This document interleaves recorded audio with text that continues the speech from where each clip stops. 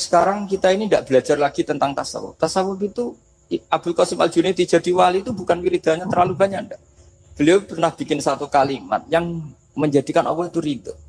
Kalimatnya begini, kalau malam beliau wiridan gini, ya Allah, kenapa engkau ngasih rezeki saya? Padahal engkau tidak butuh saya. Kalimatnya sederhana. Kalau seorang majikan ngasih servis sama karyawannya, memang butuh pekerjaannya. Orang tua ke anak butuh kasih sayangnya. Tapi engkau ini zat yang tidak butuh saya, tidak butuh kita. Ngapain ngasih? Jadi punya sisi betapa Allah itu luar biasa. Wong tidak butuh kok. Ngasih itu kan luar biasa. Jadi karena mensifati seperti itu Allah itu ridho. Itu luar biasa.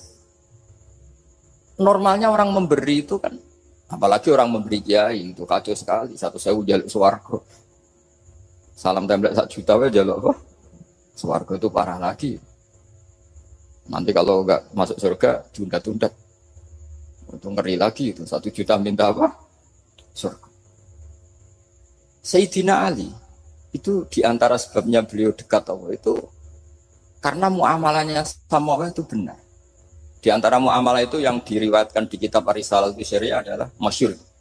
Kafani izzan antakuna li robban wa kafani fakhran an aku nalaka abdan. Tiap malam dia beritanya itu, ya Allah, saya sungguh sangat mulia karena engkau yang jadi Tuhan. Coba kalau saya dituhani manusia yang mati atau dituhani siapa yang mati juga. Wa kafani fakhran an aku nalaka abdan. Saya ini bangga sekali karena jadi budak, jadi hamba zat yang tidak mati. Jadi pakem-pakem yang menjadi masyrab kalau dalam bahasa tasawuf itu yang menjadikan wali. Sehingga yang dikatakan ibadah itu apa? Ma'rifatullah. Mengenali Allah secara benar. Jadi jangan kira wali-wali dulu terus terlalu istiqomah, ada juga. Mereka punya pakem yang menjadikan Allah itu ridho. Saya beri contoh nih, di sini banyak makalah, nanti saya beberapa baca tabarruk. Banyak riwayat dari orang-orang sufi. Nabi Ibrahim itu pernah ketemu orang Majusi. Beliau terkenal sakhok, terkenal sakhian. Ketika ketemu orang Majusi, ya Ibrahim, saya ini sehari saja ngasih makan saya. Kamu kan tukang ngasih makan orang. Terus, ya tapi bisarti antus lima, kamu harus Islam.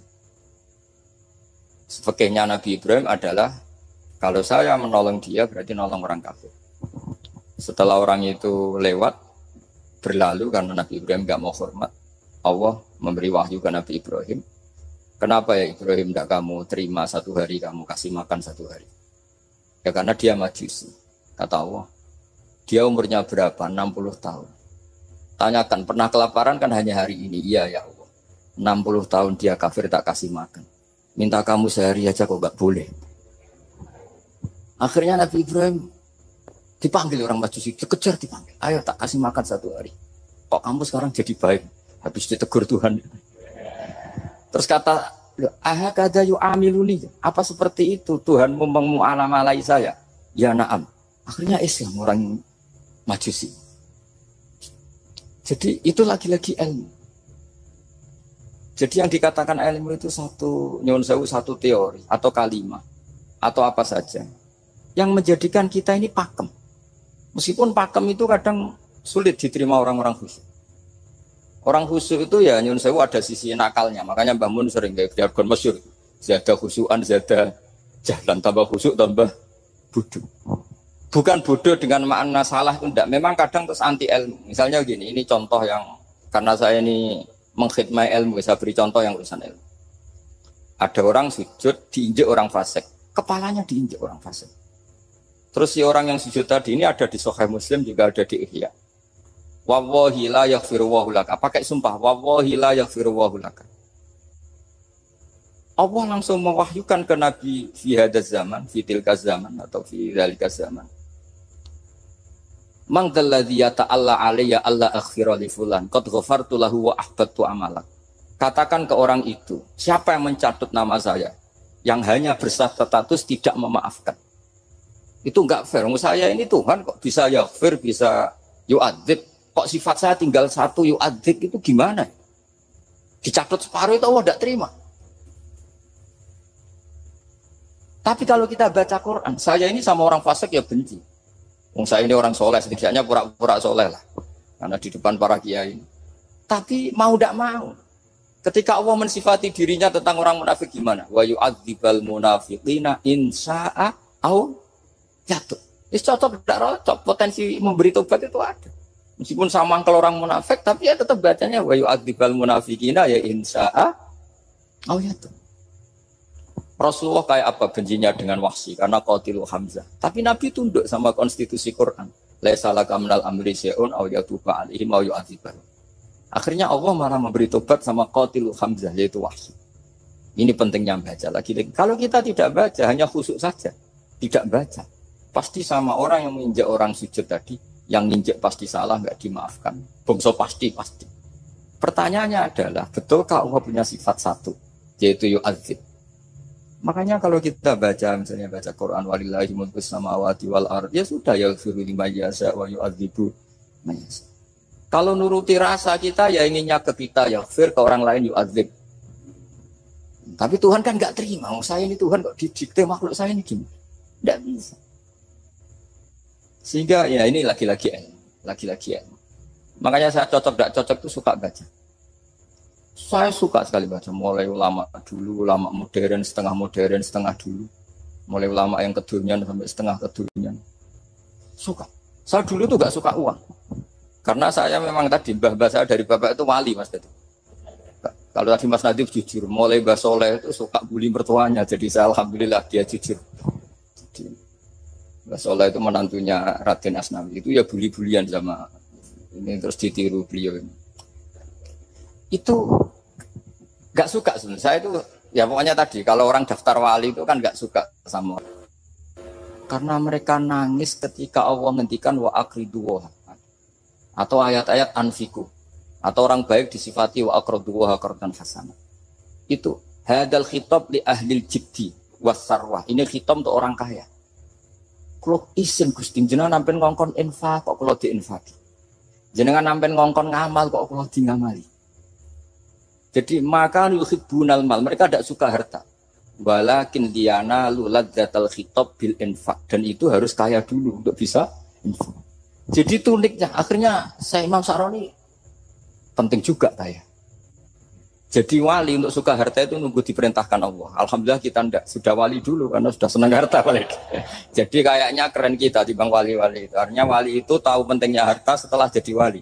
Kita alhamdulillah mulai kecil sudah tahu pentingnya harta, kayaknya kita lebih lawali. Imam Syafi'i itu dulu gak suka sama orang kaya. Saya berkali-kali ceritain. Karena dia dididik Sufyan As-Tsauri, Sufyan bin Uyainah. Tapi ketika ketemu Imam Malik itu kaya raya. Meskipun dia hidupnya sederhana, tapi kaya raya. Pas beliau mau Imam Syafi'i dia agak-agak sopan kalau sekarang tanya, setelah jenengan ilmu yang saya harus ambil siapa? Kata Imam Malik, yang sealim saya itu sudah meninggal Abu Hanifah, tapi muridnya masih, namanya Muhammad bin Hasan Asy-Syaibani. Kamu datang ke sana. Malam itu Imam Malik dikasih uang 500 dinar. Padahal 1 dinar itu 4,25 gram. Bisa dihitung berapa ratus juta. Terus paruhnya dikasihkan Imam Syafi'i. Nah, kasangoni. Pagi-pagi diajak ke Baki. Dulu Baki itu ada kafilah rental unta. Mana kafilah yang mau ke Irak? Kita. Ya sudah ini antar. Tak bayari. Diantar Imam Syafi'i. Diantar ke Imam Muhammad bin Hasan Asy-Syaibani di Irak. Itu ketemu Muhammad bin Hasan Asy-Syaibani pertama itu apa? Beliau itu kalau ngitung uang di meja. Emas-emasnya di meja, uangnya dolar semuanya di meja. Tambah kaget. Ini saya sama Imam Malik ingkar, ini malah lebih parah lagi. Kata Muhammad bin Hasan Asy-Syaibani, "Atak jabu min hadza." Kamu kagum dengan ini, merasa aneh? Iya. Ya sudah, ini tak kasihkan orang fasik. Tiga demenan, tiga judi. Jangan, jenengan saja. Kalau jenengan kan orang soleh dipakai kebaikan. Berarti orang soleh boleh kaya. Angsal-angsal. Semenjak itu Imam Syafi'i kebablasan. Sampai fatwa kiai fakir itu haram. Kiai bisa bikin rumah bagus, bikin rumah jelek. Haram. Suasa al-Islam ya Allah wala yulana. Nah lagi-lagi kebetulan kita sebelum ngaji Imam Syafi'i sudah seperti itu. Jadi ini justifikasi. Lagi-lagi itu ilmu. Seorang lagi-lagi itu ilmu. Akhirnya saya baca kitabnya Imam Sa'roni namanya Al-Minanul Kubro. Itu beliau cerita wa mimma manallahu alaihi. Kesannya kayak orang sombong. Tapi sebetulnya yang sopan itu yang sombong. Karena Imam Sa'roni kan bilang, kamu harus memaklumatkan diri kalau antum minal ulama il amilin. Kamu termasuk ulama yang amilin. Terus ditanya sama orang-orang, bagaimana kalau nyatanya ndak? Kamu tadi subuh sholat, iya saya sholat. Kamu tadi zuhur sholat, iya saya sholat. Kenapa ketika kamu maksiat ingat terus, ketika kamu taat tidak ingat? Berarti kamu anggap Allah itu menyesatkan kamu tok, tapi tidak pernah ngasih hidayah sama kamu. Pas delok rondo ning dalan maksiat, bar sholat atau syukur, bar zuhur atau syukur berasa. Berarti kan nyifati Allah, hari ini Allah ngasih saya maksiat. Sementara lupa kalau Allah ngasih sholat zuhur, sholat asar, sholat maghrib, sholat. Oh sudah di situ al-Minanul Kubro, pokoknya orang itu soleh semua. Nah saya itu termasuk orang yang didikte oleh kitab, terbentuk oleh kitab Al-Minanul Kubro. Jadi di situ hidup itu enak semua. Makanya saya itu masih ingat dialeknya dua orang alim. Gak berusaha sebut, ini agak sensitif. Karena ceritanya itu ada anaknya kiai mau nyalek. Karena dia anaknya kiai tanya, Mbah, dalilin apa nanti yang kepingin jadi jabatan, mencari jabatan dosa. Kalau yang jawab tak sebut gak apa-apa namanya. Jawabnya Mbah Mun, oleh gak apa-apa. Nabi Yusuf juga ada jabatan. Terus beliau baca qalat ani ala khuzainil ardi inni khafifun alim. Nabi Yusuf juga ada jabatan ya. Didebat sama orang alim. Itu Nabi Yusuf syariatnya itu mansukhah bi syariati Rasulullah Muhammad SAW. Setelah tamunya pulang, Mbah Mun dibantah gitu. Dari Mbah Mun gini bilang, anut kiai wae oleh pemenang anut nabi. Sama ingat kalimatnya. Anut kiai wae oleh pemenang anut. Artinya Nabi Yusuf kan minta jabatan ij'alni ala khuzainil. Akhirnya saya cari, termasuk saya disuruh bangun. Saya golekno dalile nak wong soleh oleh jabat. Katanya, wong dalil kok diorder saya sempat. Ternyata saya cari-cari ya tadi am yahsudunan nasa alama atagmu wa min fadlihi faqad ataina ala Ibrahim alkitab wal hikmata wa atainahum mulkan azim. Keluarga Nabi Ibrahim di antara sifat yang disebutkan Allah adalah dikasih mulkan azim. Sebab itu akhirnya kiai Indonesia itu mazhabnya Safiyah semua. Politik ya kerso, jabat ya kerso, proposal ya kerso. Saya ini maksud saya ini yang menyelamatkan ilmu. Kalau orang busuk pasti gedeng. Kiai kok gelem proposal, kiai kok para pejabat. Tapi orang ilmu setuju. Nah saya nggak tahu setujunya itu bawaan ilmu apa bawaan nafsu tadi itu yang mulai saya datang. Nah kalau saya kan bawaan ilmu saya baca. Itu bedanya saya dengan Mas Nadif jadi bawaan baca. Karena kemarin saya dibully habis-habisan di Kudus. Saya tidak punya kesempatan bicara di menantunya Neng Mu'ah ya. Wah ini kurang ajar betul orang ini kata saya. Tapi saya nyari sisi positifnya. Kalau saya dibully kan saya madlum. Orang madlum gampang jadi wali. Yang dia bully berarti zalim ya sudah berarti wali saya. Nah supaya dia juga wali sekarang tak bully supaya impas gitu. Jadi ini nolong.